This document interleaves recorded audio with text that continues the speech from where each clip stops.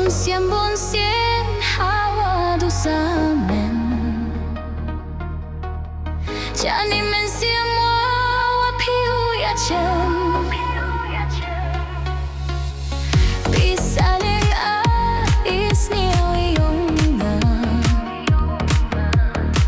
Limyo ya chem wapilura Chirup chirup chawalai wawan Chirup chirup hekmen hesnyaba Bonsien ya parom ye wachem Happy wahanga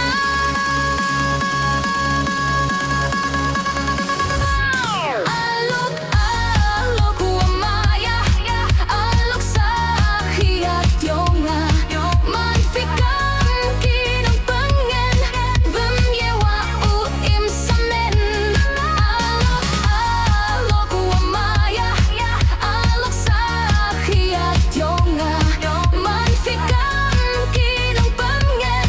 Vem yewa uim samen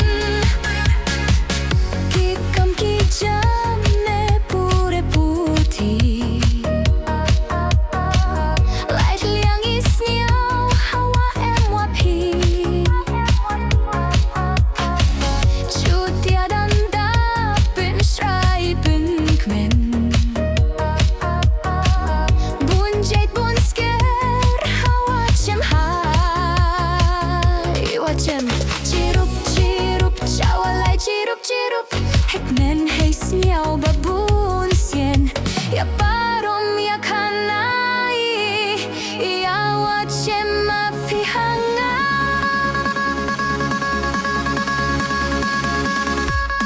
Alok wamaya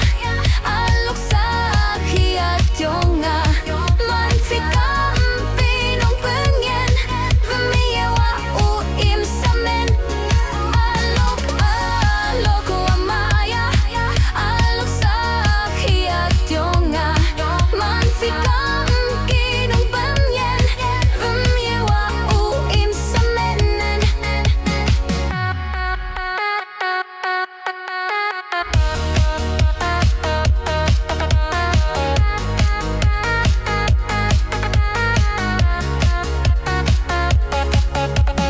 Wim yewa umna tu samen Hey snio yonga Kat fivum em ya rap Kelyang chan kelyang happy wahanga